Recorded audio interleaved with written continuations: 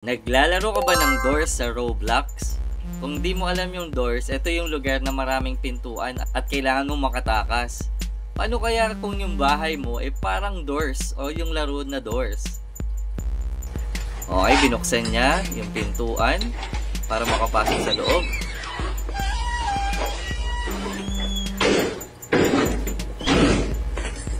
Meron muna syempre.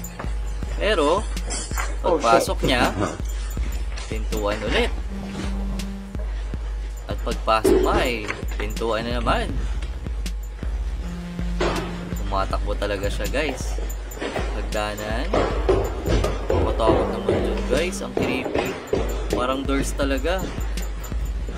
At pintuan ulit. Grabe, hindi pa tapos.